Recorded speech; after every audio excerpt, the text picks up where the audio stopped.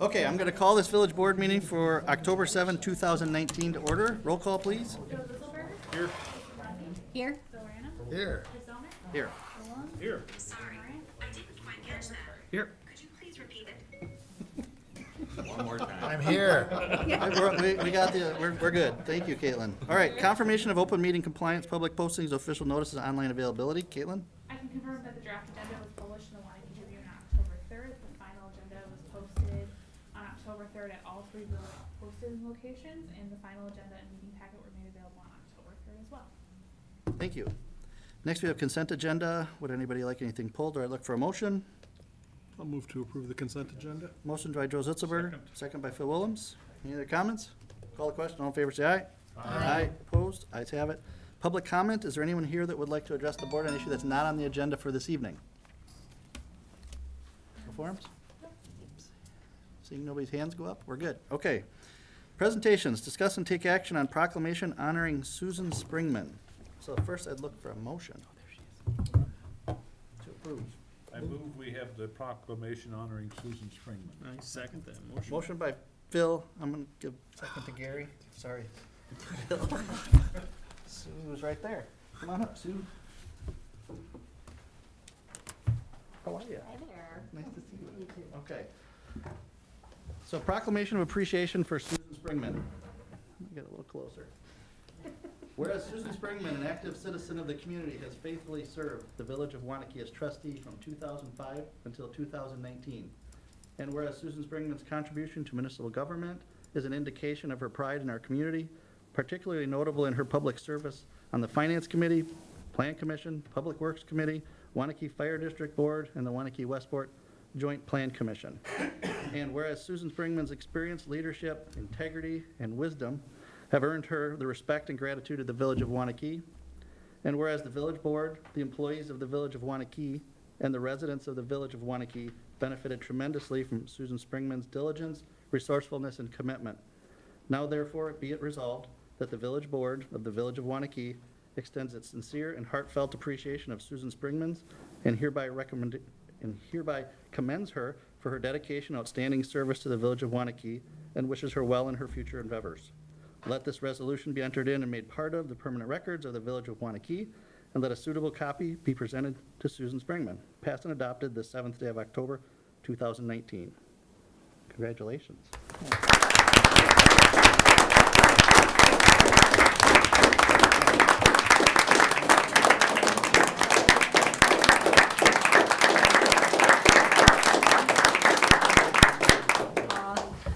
Well, thank you, everybody, and Chris in particular.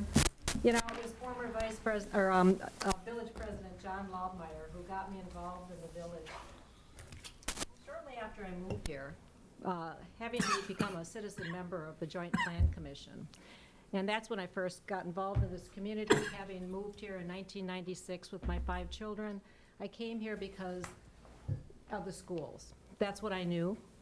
I grew up on the northeast side of town, and I remember driving here thinking it was so far away. It was out in the middle of nowhere. And today, it's just a hop, skip, and jump away. But today, you know, Wanakee, at that time, it was really a small farming community. I remember going to Rips Bar, O'Malley's, and a few places like that. And today, everybody should be so proud of this community. So much has happened over the years. We have a great park system, we have trails, we have a village center, senior center with services for our elderly, we have a brand new library, a great downtown. We don't just have a great school system, which we still do, but we truly have so much in this community that people need to be proud of what has happened over the last, I was here 24 years. It's amazing to me, and I'm proud to have played a small part in it, but it really does take a village to make, I say, a community. It's all the long-term generations of families who've lived here forever, even new residents who commit their time and energy and their volunteer time, all the new businesses, the employees, the village staff in particular. They are so dedicated to what they do. This isn't just a job for them. I knew that all the time, that this was just not something they came to get a paycheck. They really care about this community. And we all need to be proud of that. And we need to be proud of all the people that made Wanakee what it is today. So thank you. And I appreciate the commendation, but it really goes to everybody.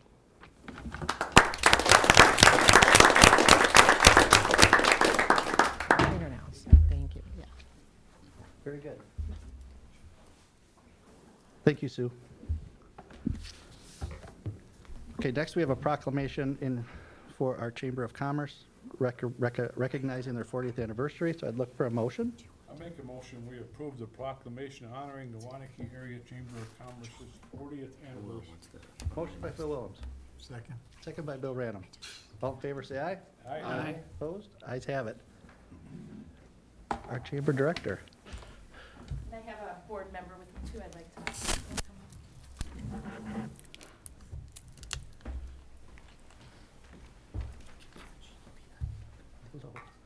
Okay, we have a proclamation honoring the Wanakee Area Chamber of Commerce 40th anniversary.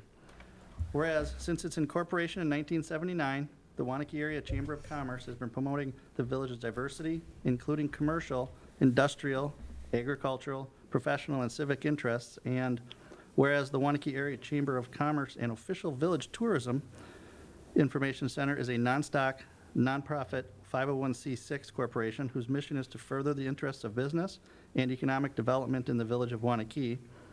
And whereas the Chamber proudly celebrates its 40th anniversary this year, and throughout those 4 decades has worked diligently to advance the value of business and community, believing that the whole is greater than the sum of the parts. And whereas the Wanakee Area Chamber of Commerce is an organization of businesses bound with a common interest and belief that having a vibrant and healthy business climate leads to a stronger, more vibrant community. Whereas the Chamber works to keep its members apprised of important issues, legislative changes, and economic trends that carry the potential to impact our local economy, while also offering valuable networking and community involvement opportunities, educational programs, and business development, and marketing assistance for those looking to nurture their entrepreneurial enthusiasm or build upon the success of their past and future potential. Now therefore be it resolved that the Village Board of the Village of Wanakee, in partnership with the members of the Wanakee Area Chamber of Commerce, do recognize and commend the important role of the Wanakee Area Chamber of Commerce within our community, do hereby congratulate the Chamber for 40 years in the community and in recognition for the caliber of work being done. Let this resolution be entered into and made part of the permanent records of the Village of Wanakee, and let a suitable copy be presented to the Wanakee Area Chamber of Commerce. Passed and adopted the 7th day of October, 2019. Congratulations. Thank you. I won't say anything except thank you very much. I find it interesting. Phil was the first to make a motion, and I consider Phil Willems one of our forefathers of the chamber. In on it for 40 plus years. Awesome guy. Many people in this room have helped the chamber along through the years, and we're very appreciative of the partnership we have with the village. So thank you for this honor. It's awesome. And this is Nick he's a board member on the chamber board, and he's from Renew Air, and he was able to join us tonight as well. Thanks.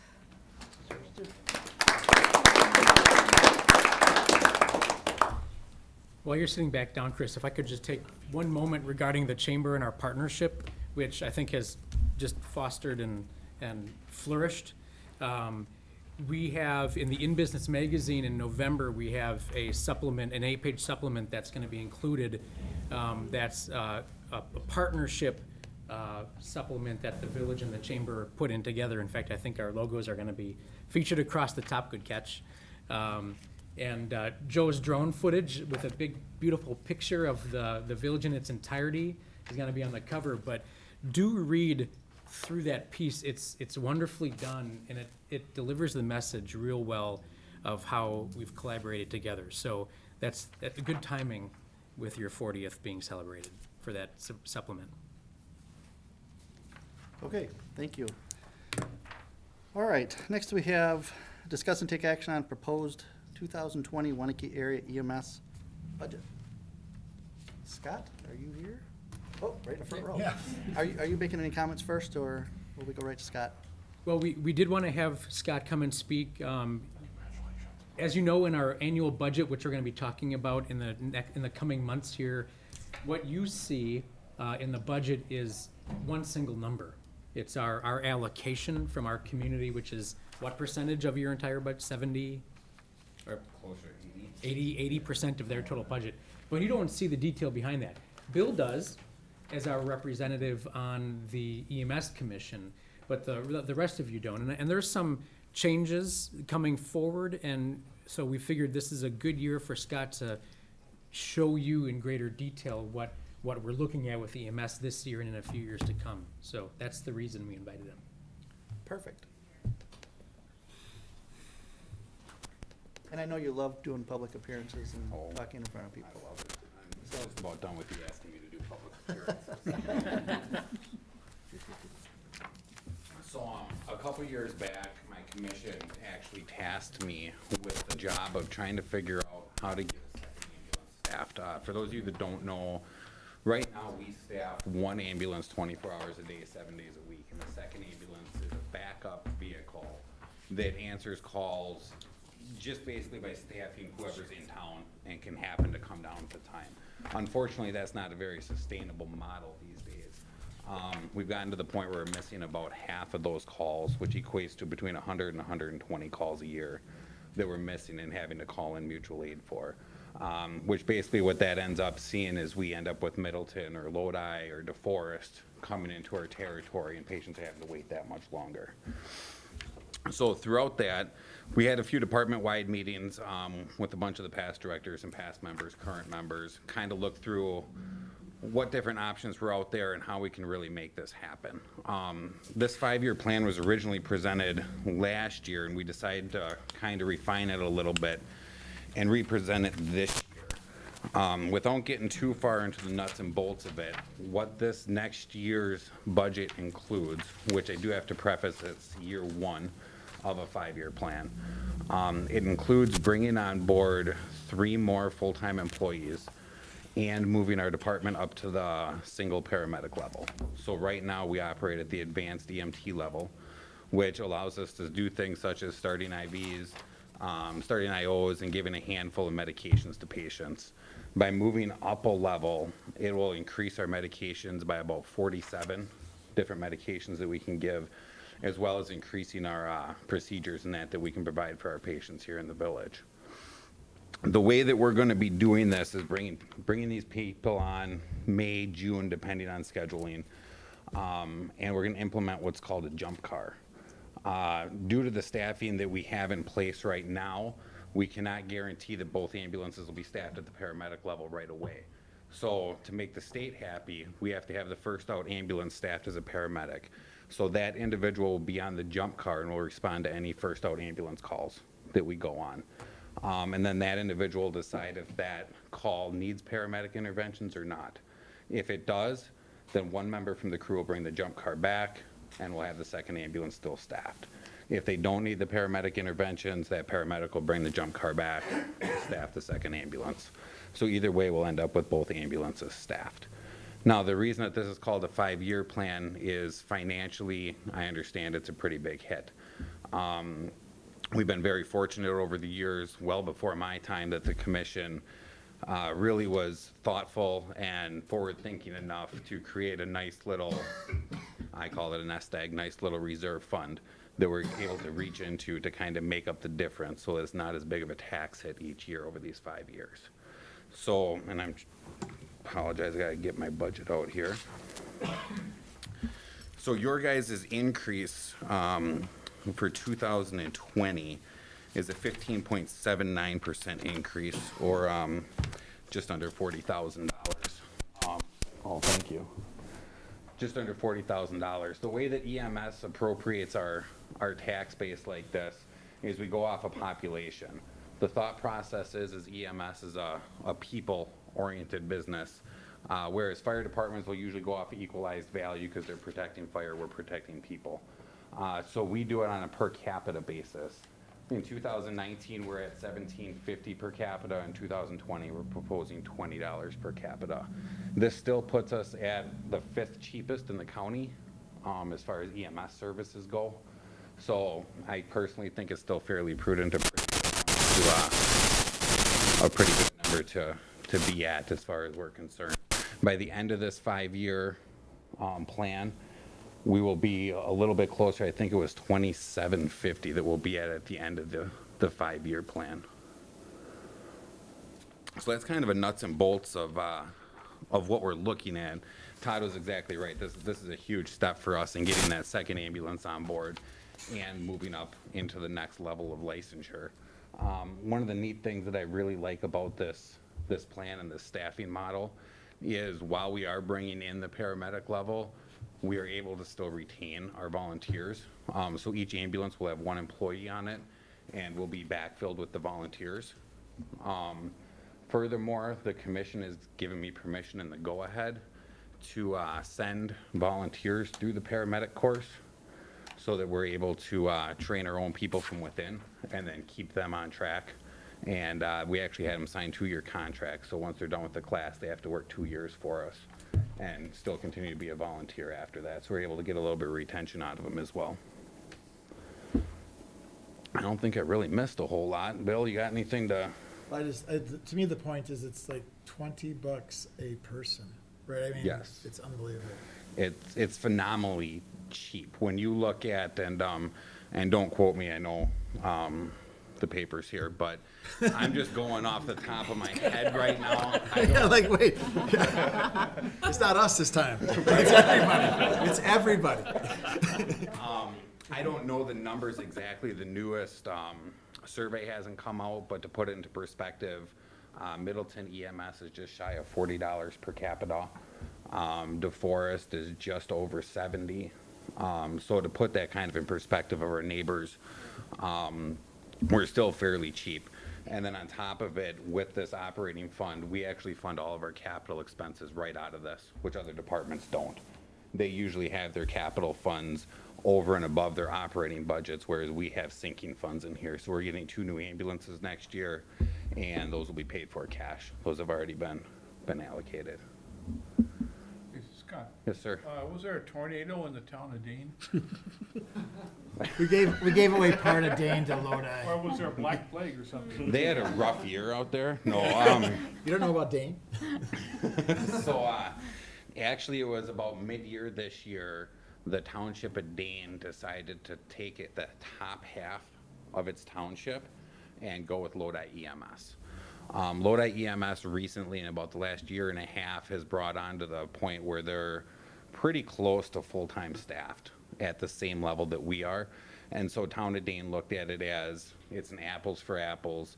There are certain addresses up there, just pure drive time were taking us 20 minutes. You probably remember some of those addresses.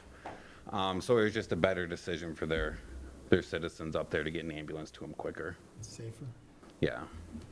Maybe you can, how is the commission set up for EMS? I mean, is there representatives from all these communities on it? How is it set up? Set up 1 per community right now. 1 per community? Right Yep. now. The bylaws are old, and we'll be talking about it. Okay. It was fire. Okay. Fire is 2. We're both there. Mhm. Another conversation that we probably don't need to Yeah, go down right now. the village attorney nudged my shoulder regarding so- the scope of the discussion. Yes. Other comments you would like to make? Well, I mean, our cost and our quality is enormous, and the volunteers are amazing. So, I endorse what we're doing here, and it does raise our quality, the paramedic level. I think a town like ours, I mean, a village like ours, we just have to move up to that. That's where we're going. Any other questions for Scott? Okay, well, I know that you were celebrating a certain year this year too, just like the chamber. Correct. 40 This years. was our 40-year anniversary. Thank you to the Wanna Boom Group for letting us do that, and to the commission and to all the members of the community that put the time and effort and funds into being able to build our monument out front of our station. If you haven't had a chance, go through and take a peek at that. It really is impressive. It memorializes not only the founding members and the history of the department, but also anybody that's given 15 years or more to the department. And in my short time, the number of people that have given over 15 years, well, over 10 years for that fact, is absolutely astonishing. The average in EMS right now is less than 2 years for a volunteer. So to have people that give 15, 20, we have one individual with 39 years. He'll hit his 40 year next year. It's just unheard of, absolutely unheard of. So, thank you. Tremendous. Thank you. Thanks, Scott. Okay, thanks, Scott. Thanks, Scott.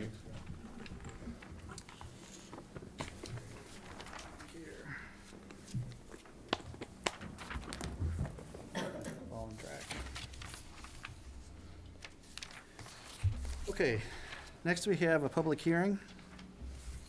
A public hearing and discussion action on general development plan, final plat, and related zoning for Arboretum Village subdivision, corner of Quinn Drive and Hogan Road. Kevin, are you? Chris, just as an introduction, this is the fourth public hearing on this particular proposed development. Don did want to say a few words regarding the development. My suggestion is we let Don make a presentation, have the public hearing, and then Brian's going to follow up with a couple of clarifications on some of the documents that have been included. Okay, so public hearing first or Don first? I'd say let Don go first. Perfect. Mr. Tierney. Thank you. Yeah, I just want to give, basically real simple, a little bit of history. I was at a village board meeting, and a gentleman I had never really talked before in my life, his name was Dick Pilsner. And there was a situation where they were going to level the woods. It's 8.8 acres. That would be the area that's right there. And so he came up to me, and our personalities were a little different. Dick is a very sophisticated, kind of a soft-spoken man, a great guy. And he said, could I talk to you? And he said the village has kind of got it in the plans to level this beautiful woods. And he had a daycare. His daughter they'd take little kids through there and stuff. So it didn't take us long to put together a program where we purchased the land that became the Arboretum Office Park. And so that's kind of what started all this. So Jim Stevenson, who was a teacher who actually was a wrestling coach and football coach when I went to high school, he did a lot of work out there and put this together. So then we just kind of, when Dick, the daycare thing went different and we didn't really work on it, we came in there this fall and brought our crew in there, and we did quite a job of putting these trails back. And that's the big thing here, that I don't know how many people in this room have ever walked. I know Chris went through there the other day, Hertzie. And I really ask that all the folks, give me a call and walk through it. It's just incredible. We used to call it the Teddy Bear Woods, and I know, Chris, you said it should be called Central Park because maybe it's in the center of town or whatever. But there's trees out there that you could actually, a little kid could actually walk inside the trunk, very healthy, and it's pretty cool. So I just want to mention that, and what we're trying to do here is to be able to put this together, because it's a treasure. And I think I know Julie helped before she retired. She come up to me one day and she said, you got to get these outlots and stuff. You've got to clean this up before well, actually, I got quite a few miles on me now. And I want to have this so that it's a village park. And then working with the two family in Bright Star, they're the folks that brought the goats out and stuff. And it gave me the idea of forming somewhat of a foundation. And in other words, it's kind of like Schumacher Park. There's a lot of people that put a tremendous amount of effort as volunteers. And what we want to do is set up a foundation. It would be in the Waunakee Park system, but at the same time, perhaps we could do something where people could do volunteer work, keep the trails and everything going good, because it's truly a treasure. Thank you. Okay, thank you. Okay, so then, public hearing. I'm going to open up the public hearing. Anybody want to speak? Is there anybody who would like to address the board? We don't have a big crowd tonight, so, okay. Seems like 2 minutes. Okay, I'm going to close the public hearing. Kevin? Brian was going to have some comments. Ryan? So if you look at your packet, starting on page 60, I think staff's recommended motion here, and I can give a little bit more information about the general development plan, but the motion is motion to approve the general development plan and the final plat, subject to final review and approval by the village engineer and the village attorney. As Kevin mentioned, we had brought the general development plan to the village board at a prior meeting, and we were able to get some feedback from you all. And so starting on page 67 of your packet is the updated GDP.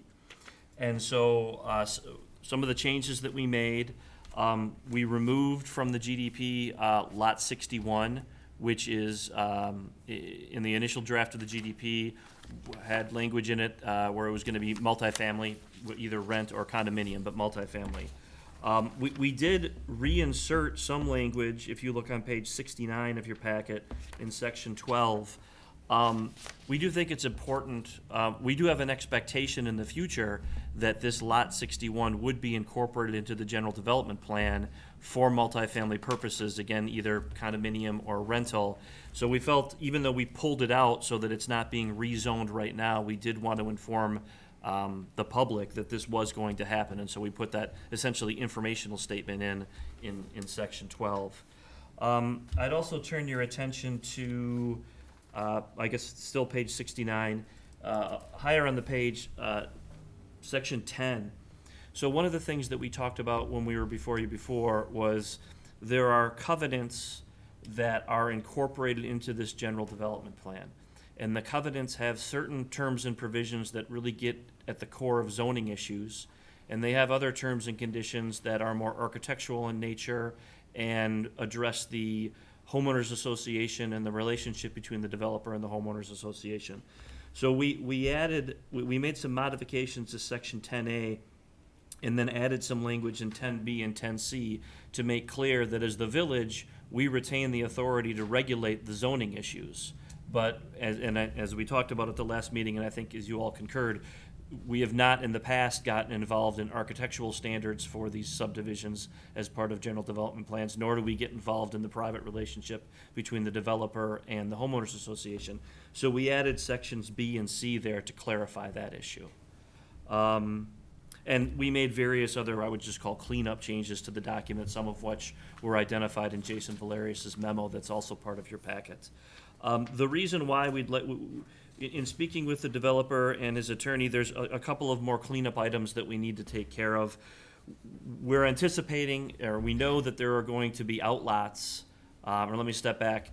One of the new requirements from the U.S. Postal Service is that there is not going to be postal service to each individual house. There has to be these cluster mailboxes. And so we just need to narrow down exactly which outlots are going to have those cluster mailboxes.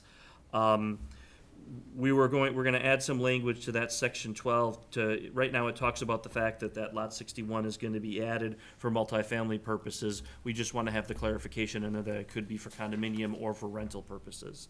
And then there is one of the outlots has a grave site right now, and we've been very clear throughout this process that the village does not have a desire to take over operations of the grave site.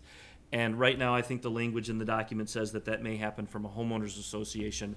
The developer would like a little flexibility in case some type of nonprofit entity could be established separate from the homeowners association that would take care of that site. I think from our perspective, as long as we're not responsible and it's set up so that we're not going to be responsible, whether it would be the homeowners association or some other nonprofit entity, I don't think is really impacts us. And so I think that type of change I would tell you as your attorney would be okay.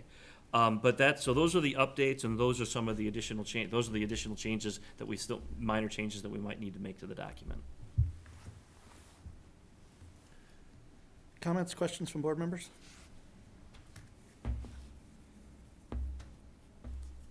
No?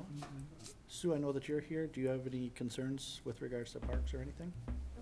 Okay. I will say that Donna's right. I did go through the park. They did a lot of cleanup in there. The forest, Teddy Bear Forest. My comment about Central Park, I don't know that it's central to the village, but it is a forest inside the village, which you don't see very often in most communities. I mean, it's a unique feature, which I think would be good. Outside of that, I saw the phasing. I think the phasing is appropriate. Would you agree, Kevin? I mean, as far as 25 lots to start with? Coming over 5 years. I think that fits with what we're looking for with growth. So those are my comments. All right, so the recommended motion is a motion to approve the general development plan and the final plat subject to final review and approval by the village engineer and the village attorney. okay, do we have that motion? So moved. Motion by Gary Hertzberg, Second. second by Joe Zitzelberger.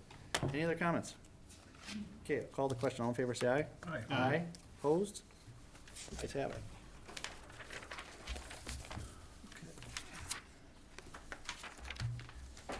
Next, we have licenses and permits. Discuss and take action on operator license applications for Blake Mosley, Nicole Franklin, Joel Martinez, Timothy Berg, and Chantel Schrader. Caitlin? Staff recommends approval of the operator's license for the individuals just listed, subject to successful completion of an approved responsible beverage server training course and review by the Wanakee Police Department. Move approval.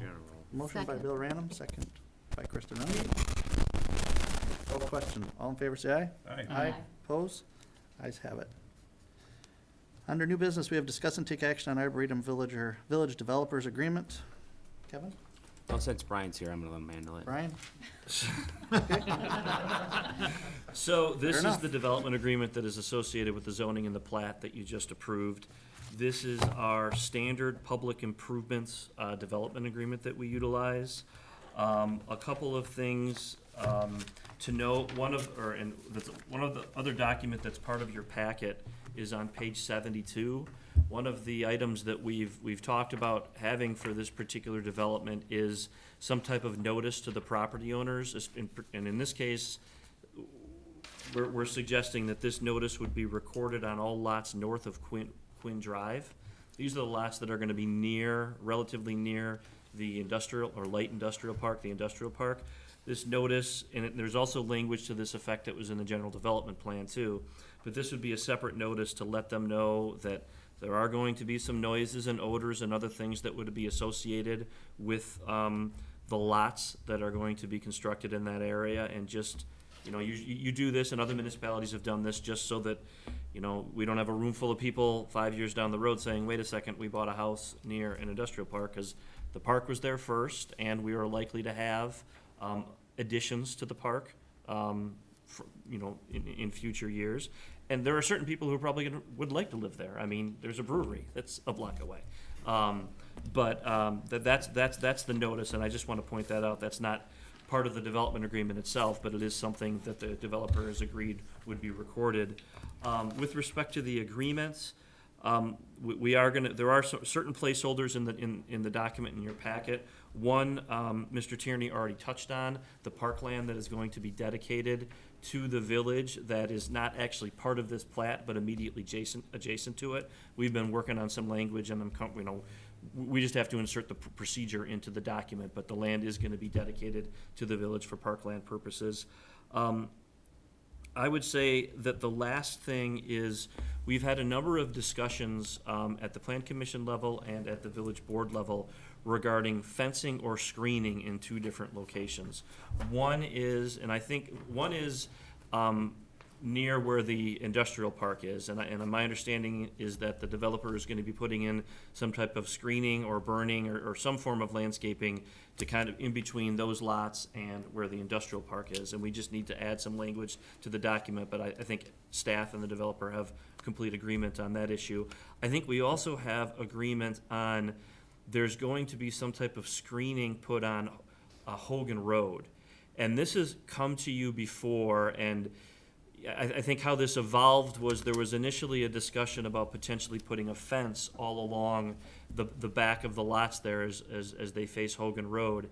And Jason, in his memo, raised the issue of, well, there may be a little bit of a concern regarding maintenance if you have a fence that crosses a number of different lot lines, because you would potentially have multiple different property owners maintaining it. We had that discussion at our last village board meeting on that. I think the board generally agreed that we want to make sure that we don't have maintenance issues, and the village certainly doesn't want to be responsible for maintenance issues. My recollection is the village board was open to having some flexibility that maybe Kevin could work with the developer on. Let's make sure that we have the appropriate screening between the homes and Hogan Road, but we don't necessarily have to decide right now whether it's going to be fencing or whether it's going to be landscaping. All that we need to know is if it's going to be fencing, that there's going to be proper maintenance put in place. And I guess I just want to, again, that's a placeholder in the development agreement right now. That's my recollection of the general conversation we had with you. And if that's accurate, we'll work with the developer to insert that language. There will be some flexibility. I think in all likelihood, certain, plans would probably have to be approved by the village engineer. But if I'm incorrect in that statement, then I think we should have a discussion on that point. Just add, Brian, is that he's got a track record of creating some very unique buffering areas between these residential and the roadway. We see it in the Southbridge neighborhood. We see it in Boston's Pizza is probably the one that just comes to mind that was recently done. You know, the barrier between the cornfield and that development. He's done an excellent job of really creating an area that buffers it without having to make it look stagnant. That's standardized fencing. Okay. Questions or comments from board members? Or motions? Long motion. Do you want to read it? It's too Move long. Approval. Well, the recommended motion's on page 82.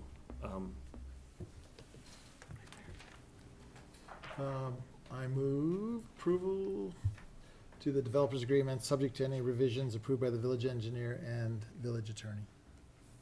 Okay, motion by Bill Random, Second. second by Phil Willems. Any other comments? Okay, call the question. All in favor, say aye. Aye. Aye. Opposed? Ayes have it. Okay. Discuss and take action on 2020 health insurance plan design and establish 2020 healthcare savings account HSA contribution levels. Included in your packet tonight is our proposal from staff and our consultant associated Al Yeager on 2020 health insurance. If you remember back to 2018. 2018.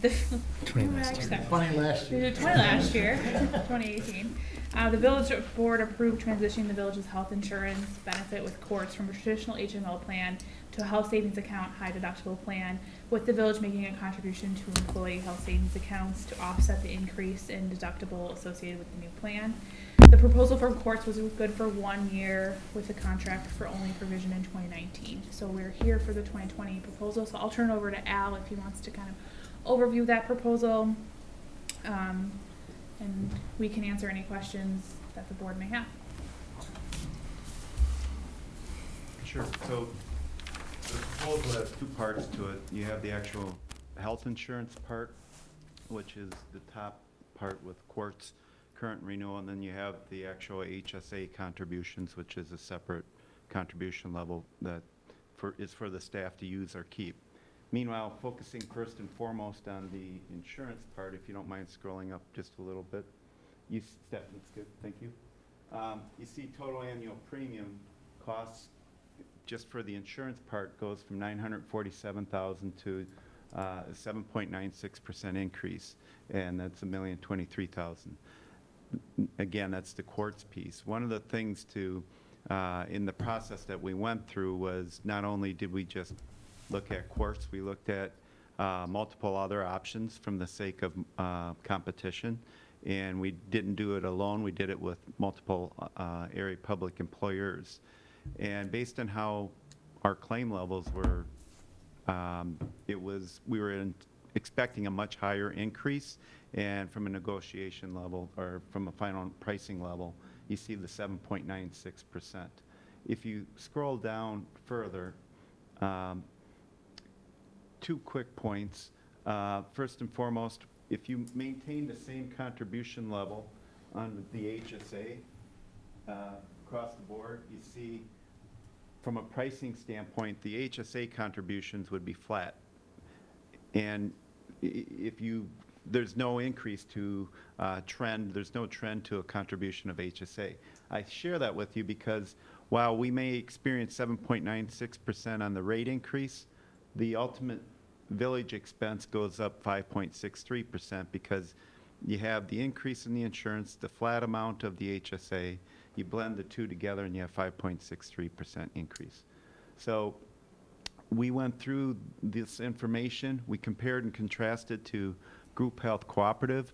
While their rates were more competitive amongst others, the GHC's was more competitive. Their plan design wasn't quite, when you got into the details, a match. The network certainly would be disruptive, and we were able to get a second year cap not to exceed was 8.9%. And so you have a multi-year worst case scenario built in.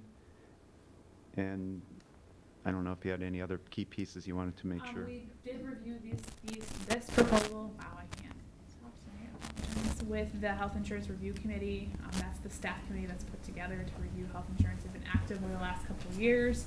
And so this has been reviewed by staff, or by employees. So yeah, we are recommending no change in healthcare provider systems and a flat, no increase or change in the 2020 health savings account contribution to employees. Couple side notes maybe worthwhile. In the committee meeting, there was certainly feedback that wasn't all positive from the standpoint that with an HSA, there's a hassle factor involved. And so there's good news and there's bad news. Good news, it's use it or keep it. Bad news is you're getting billed potentially a significant amount up front, and you have to figure out, okay, how do we go through that payment, take care of the payment of that process. Some of the other good news, there were concerns about, well, double billings. I'm starting to notice I'm getting double billed on some things, and it's kind of like, well, yeah, that's a hassle factor for you, but on the flip side, before, when you didn't have a deductible, that double billing meant your loss ratio went up, which means your potential increases went up that much more too. So it certainly creates additional consumerism. Prescriptions, we had discussions about different strategies on how there's coupons from the manufacturers and other strategies that certainly had some favorable consumerism results. Again, positives and negatives. There certainly were a few comments to the effect of, you know, it'd be nice to have it the old way without the hassle, but having the pricing that we have of this. And, you know, we're not that good. So. So the overall projected budget impact given current enrollment is approximately $52,000 that you'll see in your 2020 budget proposal. Okay, so if we approve this tonight, are we binding ourselves within the budget? Is that right? Well, we'd be issuing the paperwork to proceed with courts, where you still have some level of ability would be in the employee, well, no, that was The premium contribution. Yeah. That share isn't established in terms of how we arrange our relationship with courts. And is this for the 1 year or for the 2 year? It's a one-year premium, The but one- then we have With with an a option. cap of 8.9% in the contract for 2021. Okay, maybe explain, Al, if you could, the cap. Sure. So when you speak to the cap, it's really a one-way commitment from the standpoint that courts will not exceed that amount for year two. Meanwhile, as a village, there's nothing that you're committing to for that second year. So you would effectively revisit this in a year to determine whether or not it makes sense what you're doing next year. Okay. Question regarding that cap, though. At 8.9%, if this year it was 7.96, what are the odds of even getting close to that 8.9 in a future year? Is it that dynamic where that actually has some significant value to us, I guess is the question. It would have value to us as a village from the standpoint that we would have potentially been 15, as high as even 20% from a renewal increase this year had we not gone out to full market from based on the claim levels. We anticipate a much improved situation, so we're hoping for much better than the 8.9% to your point. But like anything, there's no guarantees. Sure. Okay, thank you. Okay, so we're looking for. I'd make a motion to approve the proposal by courts for 2020 health insurance with no change in the village contribution level to employee healthcare savings accounts for 2020. Second. Okay, we have a motion by Gary Hertzberg, second by Phil Willems. Within that motion, to be clear, village's contribution level to employee healthcare savings accounts. So we're still doing the savings account, but we still have the flexibility to do the percentages if we wanted to for the premiums. Correct. Okay, just to be clear. Okay. Any other questions? Okay, I'll call the question. All in favor, say aye. Aye. Aye. Aye. Opposed? Ayes have it. Thanks, Al. Okay, next we have discuss and take action to authorize issuance of RFP for community aquatic facilities planning services. Who's taking this one? Sue's here. You wanna? Go ahead. I think I'm gonna give you a chance here. So on August 20th, we hosted a community listening session at the library to talk about the idea of a community aquatic facility. More than 100 people attended that session. What we presented that night were some ideas about how the village might want to pursue the idea of a public aquatic facility. It ranged from a simple splash pad to community pool, regional aquatic facility, and then finally a regional aquatic facility with some kind of a domed cover that would make it a year-round facility. There was a lot of great conversation, a lot of great questions, and then we gathered information from the people that were in attendance. That really was the goal of the evening, was to hear from the people that came to the meeting about what they thought about this idea of community aquatic facility. It's a very positive evening. Put big maps out on the tables, and people wrote on sticky notes and gave us all sorts of ideas, comments, questions. Based on that positive feedback, that meeting in August, we are here tonight with a request to go out with an RFP for planning services to further investigate this idea. The proposed RFP was in your packet. It does include 6 different sections that range from, first project scope is to continue that conversation with the community, because we felt like we had a great meeting in August, but we definitely, there's more conversation to be had to see what the residents of our community feel about this idea. Based on that additional conversation, we're going to ask our consultant to prepare some conceptual designs, somewhere a minimum of 2, a maximum of 3, to put some designs on paper, to have some further discussions. Once we narrow down a concept, then we're going to ask our consultant to help us with some site selection. That was definitely one of the biggest questions that came out of our meeting in August, is where. And the answer at that point was, we won't know until we know what. So we're going to continue that conversation, have our consultant help us with some site analysis.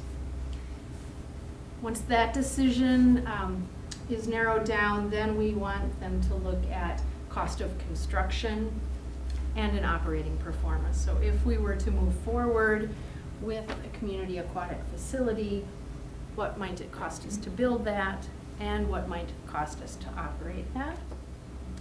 And then phase 6 is overall project feasibility analysis and potential assistance with a referendum.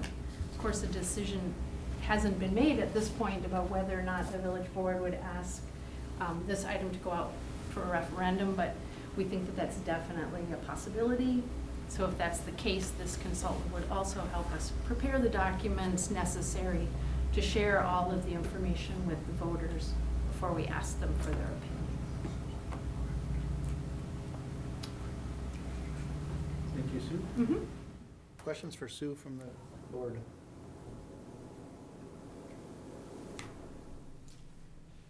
Any comments from staff? Any comments? No. I was at the meeting. The meeting was, well-run, a lot of involvement from the community. And again, I think people need to understand this won't happen tomorrow. It's going to take some time, and that's a good thing, because the things we've done well in the community have taken us time, and we've done it the right way. So I think this is a good process to follow. I'll give my opinion right now. And in regards to referendum, I do believe this is a project that'll go to referendum, that I would support going to referendum with. The challenge we're gonna have, from what I see or from what I hear, and we had a TID review meeting tonight that I was with a school board member, and the school board is gonna be voting to go to a referendum here very shortly. I'm concerned that one of the two things could affect the other. if they're happening at the same time, in a potentially negative way, or positive way, maybe, I don't know. But, so we're probably gonna have to time that appropriately, where the referendums take place. I think we don't wanna overwhelm the community, with the numbers that we're gonna talk about. Ours is a pinprick compared to theirs, but, I think we do need to be cognizant of that as we're going through. So, we're looking to authorize. Based on the enthusiasm we had at the meeting and from our Parks Committee meeting, I make a motion, we authorize village staff to issue an RFP for community aquatic facilities planning services. Second. Okay, so I had a motion by Phil Willems. You mumbled and She got Kristen, it. you got it. She was using- she was using words. Using my outside voice. She's using words. Which is good. So we have a motion and a second. Any other comments? Okay, I'll call the question. All in favor, say aye. Aye. Aye. Opposed? Ayes have it. Thank you, Sue. For stepping up in Todd's absence. I'm kidding. I'm kidding, Todd. Relative absence. Todd was ducking that one. You did a great job. Thank you. All right, next we have discuss and take action on amendment to Westview Meadows Phase 4 Development Agreement. Kevin? This is a developer's agreement for Phase 4, which is the final phase for the Westview Meadows development. Consistent with the previous ones, this will finish up all the public improvements and open up a number of lots that are left in that development. So staff would recommend approval, subject to any changes approved by the village attorney and the village engineer. Questions or comments? This is where I live, so, my area of town, so this is the last phase, and the other phases have been very efficiently done and no issues, so. We've not had, with all the rains lately, we've not had any water issues, or stormwater's not been an issue out there at all. We've had one particular neighborhood that we've had some issues with, but I think we're getting closer to solving, or at least we've come to an agreement on how to deal with it on a case-by-case basis until that farm's changed at some point in the future. So to make sure we're staying everything right on purpose, you're referring to this subdivision or any subdivision right now? Just this one. Just this one, Just okay. this one right now. Okay, no water issues there. Not on this one, no. Okay, thank you. Okay, any other comments, or I'd look for a motion? Make a motion, we approve Phase 4 development agreement for Westview Meadows, subject to the final review and approval by the village engineer and village attorney. Motion by Phil Willems. Second by Bill Ranum. Any other comments? Call the question, all in favor, say aye. Aye. Opposed? I Ayes have it. abstain. Abstain? Yes. Okay. Next we have discuss and take action on housing task force recommendations. And do you want to, with Kristen being in her, you want to talk about Yeah, it? I believe Kristen is taking off, Yep. taking off her My village. trustee hat. What's that? And will not be voting, is Yeah, that yeah. correct? I don't think that that's appropriate at all. She's on the. Brian, go ahead, speak freely. I would recommend that you not make the presentation. You're a village board member now. And I also think it would be appropriate for you to abstain because you helped put it together, but I don't think that you can wear both hats. Okay, so I do not make the presentation? I would not make the presentation. All right. So, can we talk about it? You certainly can. It's on Okay. the agenda, yes. All right, All right. thank you. No, you don't, no, She you just put her head can on sit there. again? You would just I abstain from, abstain, if there's gonna be yeah. any vote in the discussion, I would recommend that you abstain because of your involvement with it when it was Do you prepared. want, can I discuss or no? I wouldn't even Okay. discuss. Then I will. You get the night part of I this night do. off. Good move. Awesome on this one. Kinda pleasant. So Todd, I'm gonna pop this one over to you then right now, to kind of just address and go through it. Well, I will happily We do all have my our best. packet. What I will say is that the proposal, Kristen, prior to her board hat wearing time, did give the full proposal in its entire scope to the Plan Commission. The Plan Commission did not take specific action besides accepting the report and suggesting that that the village board have a crack at the recommendations. So tonight, my computer's not, it's having its own issues here. I have them up, Todd, the recommendations. Yeah, I can't read that from here. Sorry, I have them written out. Do you want them? nope, I'm bringing it up, I got it. So I'm not gonna go into the specific data and details of the report, the findings, that sort of thing. Again, anyone interested in that can probably best go to the Plan Commission meetings that we have recorded and available on the website. In addition, the task force, which met 9, 10 times maybe, every meeting of the task force is also on the task force website, along with a copy of the report and all the handouts and slides and materials that were shared during those task force meetings. Man, this is a long report. 168, Ted. It just goes on and on. Lots of I'm detail. getting there. 168 at 205, number, Yep. page 38. So there are 12 recommendations. What is particularly noted on these is that, and it sort of interrelates with the very last recommendation, which is that of the village develop an ongoing committee, including Plan Commission and Housing Task Force members, to continue addressing the long-term of home ownership and rental options. And when you go back up to the other 11 recommendations, they largely relate to what this new group or a group is going to be tasked with reviewing. So what isn't particularly being recommended except for one, so I'm all caught off guard, Brian, thanks to you. You owe me a steak or something. No, you're doing your job.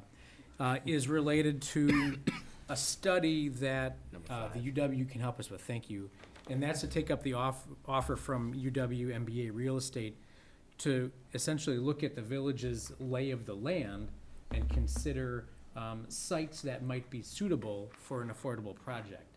So pursuing that recommendation is likely something that's an easy, that sort of low-hanging fruit. That certainly sounds like a good idea. And I don't know if tonight's the night to ask you to take action to support that. I think timing was an issue on when his students may or may not be performing that work.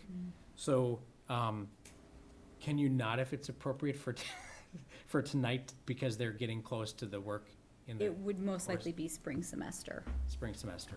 Okay, so we're okay not necessarily taking formal action tonight there. See, Brian, how I did that? No, I didn't hear actually. But option 12 is to create an organization that will be charged with taking the work of the Housing Task Force recommendations forward. I did some work to review our existing structures as I considered this recommendation, and I'm kind of suggesting a quasi-modified approach to doing what is suggested here.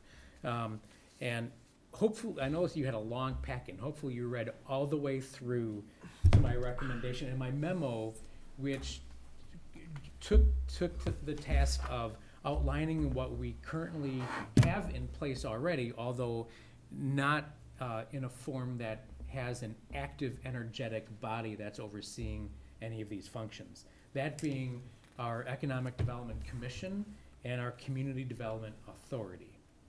I outlined beginning on page 128, and I suggested that you, thank you, 128 and 129, I lay out the tasks, the duties of these groups, and I think it's probably fair for the audience here and for people watching for me to lay out what these duties are that are already established within either creation resolution, which the CDA is created by, or our ordinance, which creates the WEDC, Wanakee Economic Development Commission. The CDA, under the existing resolution, is charged with blight elimination, slum clearance, urban renewal, community development programs and projects, as generic as that sounds, housing projects, in that generic terminology as well, powers and duties of a housing authority, powers and duties of a redevelopment authority, planning and carrying out community development programs under the Federal Housing and Community Development Act, performing all acts except establishing the general development plan, which may otherwise be performed by the village's plan commission, and then other duties as conferred by the village board from time to time. So you have an organization with really a kind of a large plate of duties, which, as I read it, that can include what our WDC has been tasked with, along with this call for a body to give additional attention to housing and affordable housing in our community. It feels natural to me that the CDA could take on these tasks and be invigorated with a new purpose. I'll be honest that our CDA, since it was created in 2010 or 11, has only met for one specific purpose, and that was to assist with conduit financing for refi of the ice rink project. Conduit financing is one of the unique statutory tools given to the CDA that we couldn't otherwise make use of within any body of the village. So that's why it was created, that's when it was created, and besides that, it has been unused, not even a single meeting, partly due to the way in which we've cared to make use of it. I'm suggesting that we care differently, and take the CDA, likely reconsider its membership, the appointments that we've made. I think we should carefully look at the skill set of the CDA with this new invigoration and consider that at a future meeting as well. Logically, my suggestion also involves the WEDC, because what we have would be an overlap scenario with an invigorated CDA. I am recommending that we disband the Economic Development Commission and have its duties also be fulfilled by the CDA. The WEDC, for kind of a list of reasons, hasn't been tremendously active and has met very irregularly. It's partly due to the fact that when the WEDC was created back in 2009 or 2010, it had 3 very specific functions. And I think it's very positive to say that a number of those tasks have been accomplished. They did their job. One was the Central Business District Revitalization, the CBD Task Force, which was an element of the WEDC. They met up through 2014, and what you have on Main Street now is a result, and I give them a lot of credit, of very hard work and planning work on behalf of that group to arrive at what we have today. Mission accomplished for the CBD Task Force. The other was a marketing task force to essentially establish Waunakie's economic development brand. When they were created, the village did not have a website, a functioning website that tells the story or any materials or pursuits towards economic development marketing.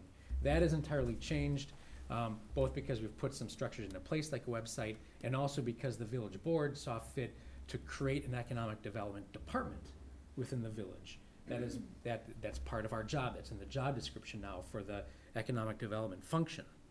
That didn't exist when the WEDC was created. The third arm of the WEDC was business retention.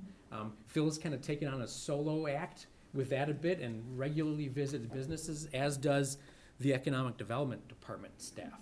So that is a functioning kind of a self-operating system. So a lot of those auspices of the WEDC's initial design are accomplished.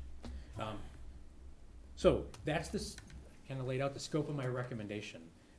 I don't have it teed up for you to take action on tonight. What I want to find out tonight from the board is if this makes sense to you, and if it does, I'll work with Brian to arrange the appropriate specific actions related to this that might involve, or that would involve, amendment to our ordinance in the existence of the WEDC, and then certainly a careful look at the CDA and whether any modifications of any sort should be considered with the established resolution that we have that created it. If you agree with this, this step in this direction, then that would be something we'd bring back at a future meeting, along with considering the appointment makeup of the CDA itself. Todd, if I could add some comments, and just, I jotted a couple notes down here, because I think it's important for the board to hear the recommendations from the committee. And all the work that the housing committee did were put into these 12 recommendations. The next step really is to take those recommendations and implement them. And that's a tough task, and that's gonna take a lot of work, more work than at a board level. And Todd's got a really good proposal on a certain committee that he thinks can move that forward. So let me just briefly go through the recommendations, and this will be really quick. Is that, number one is they wanna address senior housing. Two, there was a number, which was 160 units for workforce type housing that the village should implement in terms of moving forward with. Identified a number of qualified income housing, 75 was the number of putting forth and trying to implement 75 qualified income housing units. Number 4 was working with developers and figuring out how to work with developers and move workforce housing, affordable housing forward.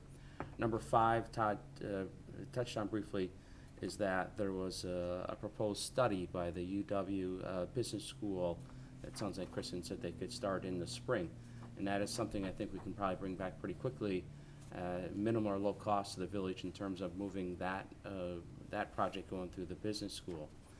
Currently, we have this 75-25 ordinance that, in terms of our multifamily can only be 25% of our overall housing stock within the village.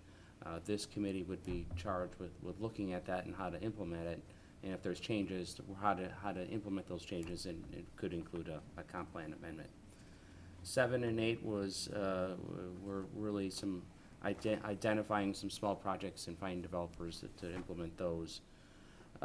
Number 9 was requiring a wide range of housing going forward from developers and how you would do that. And then 10 and 11 was I just call as identify some programs and do some education along with those programs, outreach within the community. And number 12 is what we're looking for direction tonight, is to take that next step and really bring you back a recommendation in terms of what that committee structure would look like and how they would implement these 12 different recommendations. And in listening to those, it definitely is clear that this isn't a CDA does it all sort of task. The Plan Commission there's gonna be intimate connection in some of these scopes of work, and then certainly brought through the village board and part of the process too. But certainly the Plan Commission plays a role in a majority of these recommendations. How many members currently on the CDA, and what's the makeup of those members? It's 7 as established by statute. I don't know whether we're afforded more than 7. It's set. 7. It's set at 7. It's not to say that we can't engage the community perhaps with, what's the word for members who aren't technically voting members? Citizen member, well, you could Non-voting. establish a subcommittee if you wanted to. I mean, Non-voting. Or I'm thinking along the lines of, help me out here with the wording. Ex officio type? Advisory committee. Advisory representatives to the CDA. There's certainly a lot of talent in our community that can lend itself. But it's not like the WEDC here. I said, it's 2 members of the village board, 1 member of the planning commission, school district superintendent. That's that makeup. Is this makeup just a public, from the public, or is there a designated? You would have 2 members of the village board that would have to be members of the CDA.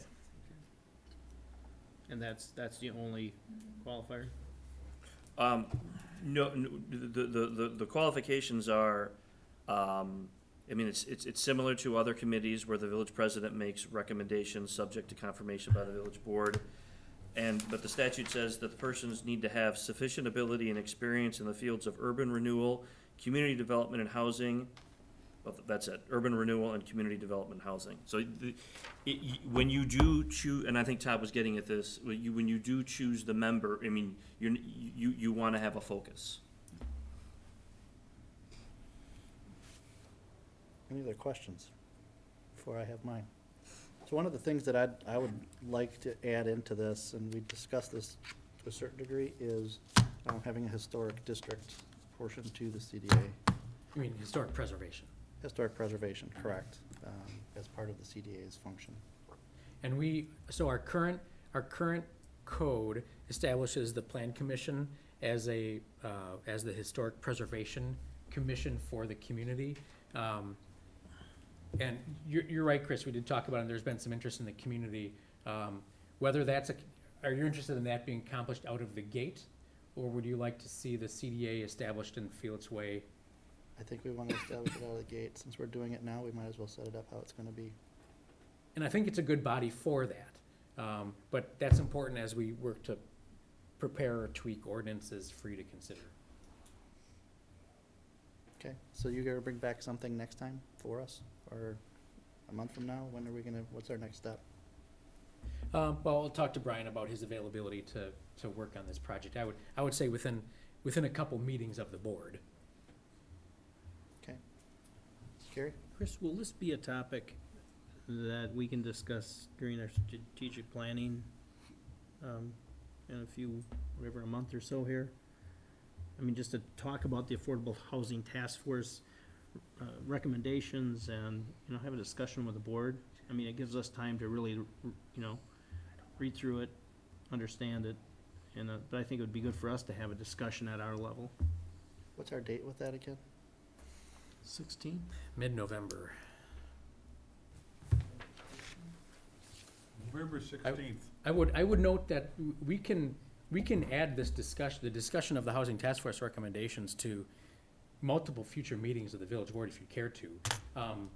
And to be clear, the board's strategic planning session will be an open public meeting as well. So it doesn't mean that it's a separate comfortable space for discussion. That'll be an open meeting too. But we can continue elements of this if you'd care as well on the board agenda for more discussion.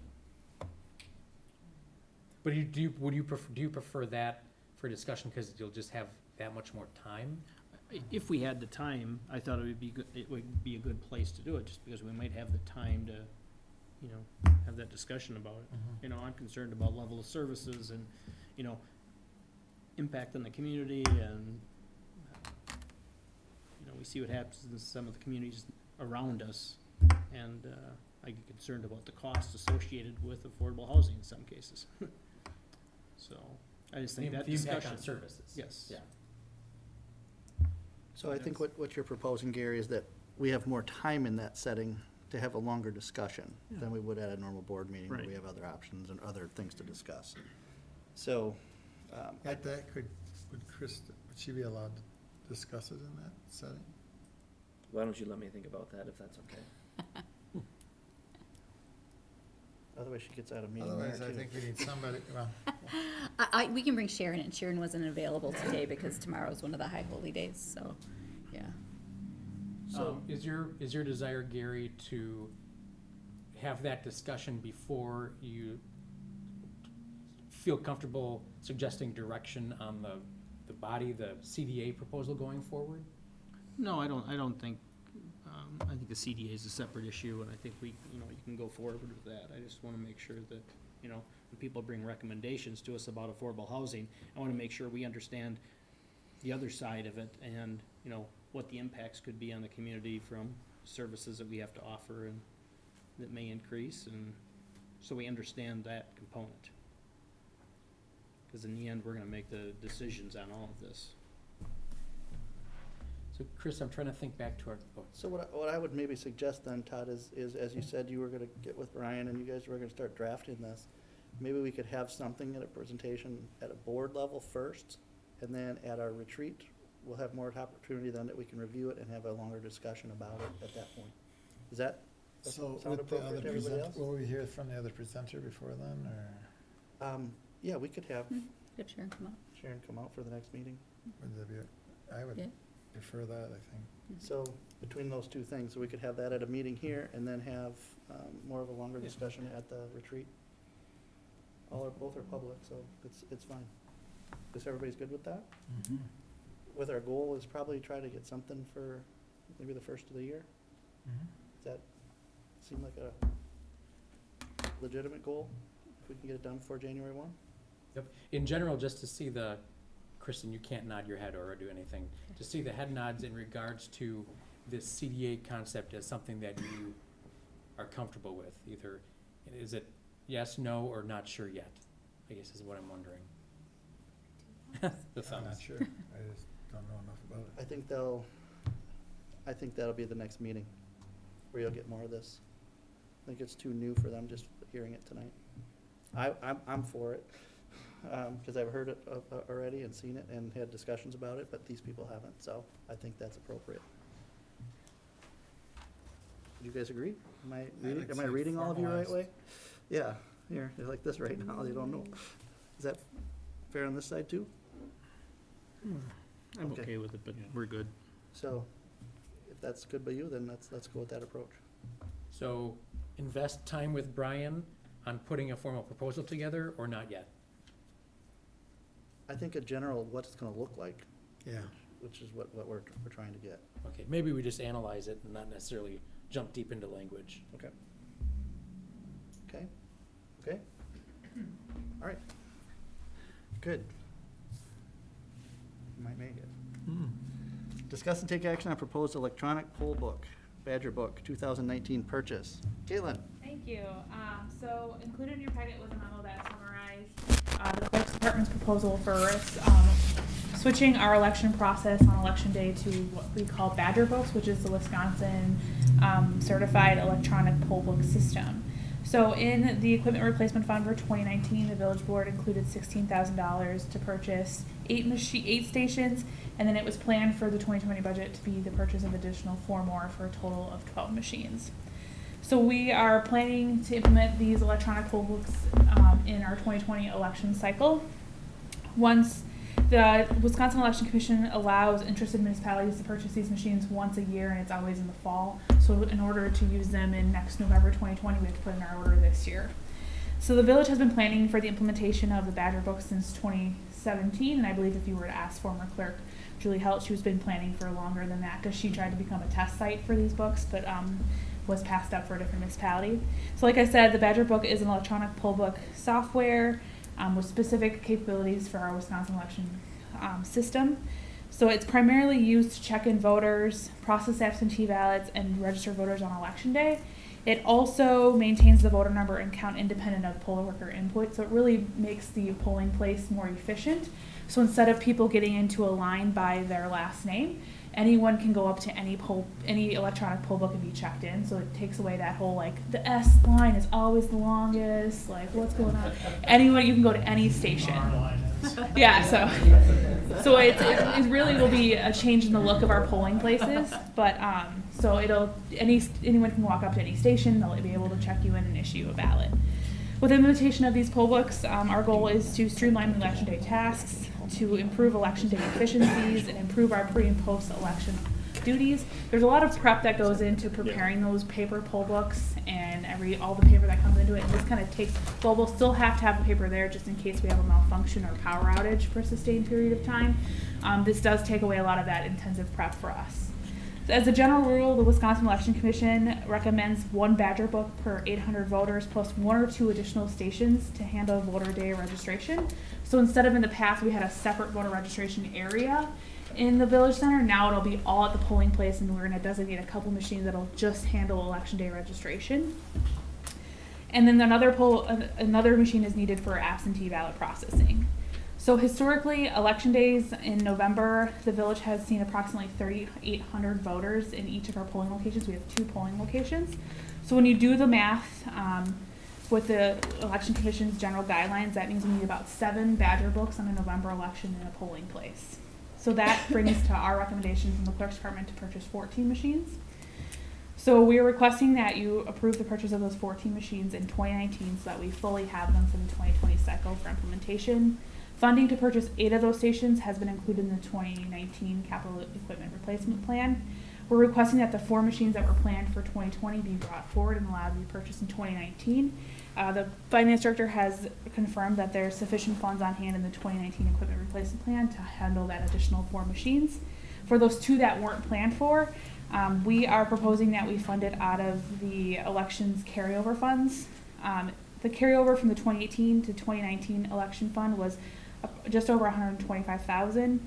Carryover from 19 to 20, so this year, is expected to be more than 130,000. In 2016, so our last presidential cycle, we spent a total of about 83,000 out of that fund. So there is sufficient funds in the carryover to cover the additional 2 machines that we're requesting. So the estimated total cost for the purchase of 14 stations is just over $26,000. That's our recommendation. Looking for approval tonight. Questions or motions? You bet. What's the lifespan of these? I would think that I don't have a specific answer to the lifespan of them. I do know that I would assume it's like the average PC that's used. Similar, okay. Yeah, similar. We would obviously get that response and build it into the equipment replacement fund. Okay. And then is there an ongoing expense year to year for maintenance or for setup, takedown, any of that sort of stuff? Software No, update. it would all be through my time for updating them and stuff like that. Would they arrive in time for the primaries too, so we get a chance to use them before the big day? So February, if we have a February primary, that is a discussion that we're still having in the clerk's department. There is a chance that I will likely be on maternity leave during that election, so implementing a new software during an election like that might not be the best when I'm not here to assist with that implementation. But we for sure can commit that if in April we will be using them. It's just if there is a February primary, which we won't know until December, if not early January if there's a primary in February, it might not be sufficient turnaround to get them using, but for sure in April. And plus we want to make sure, this is a big technology increase at our polling locations for our poll workers and our citizens. We want to make sure everyone's really prepared for this change. So making sure we have sufficient training is important. And that training will come through your department, or, I just want to make sure if there's additional funds from Joe's comment about, ongoing maintenance or training, that we include this in the motion, so. So yeah, it would be, clerk staff would be trained by the Wisconsin Election Commission, and then we would train our election workers like we do for every polling location, for every election. So there wouldn't be any additional funds outside of normal expenses. For anybody who's, I've worked an election or two, and it's crazy, and I give those people a ton of credit for the work they do. So I would make a motion to approve the electronic poll books for 2019. I'll second. Motion by Gary Hertzberg, second by Bill Random. And I'm just gonna make one comment. Caitlin, other than the people that watched the video, I did not see Roberta write down that you were expecting a child, so. We didn't need to have the community necessarily all know that, but if you're okay, you announced it, so I guess it's gonna go out there Actually, I'd put it anyway. in the front page. There's the You wanna headline. sell some papers? There's the headline, so. We all look forward to meeting her baby girl. Oh, I wasn't supposed to say that. So, all right, so a motion's been made and seconded. I will call the question. All in favor, say aye. Aye. Aye. Opposed? Ayes have it. One more motion. Move we adjourn. Second. Motion to adjourn. Give it to Joe. Second to Joe. Call the question. All in favor, say aye. Aye. Opposed? Ayes have Oh, it. you did it. Thank you, everyone. Here, whatever you have.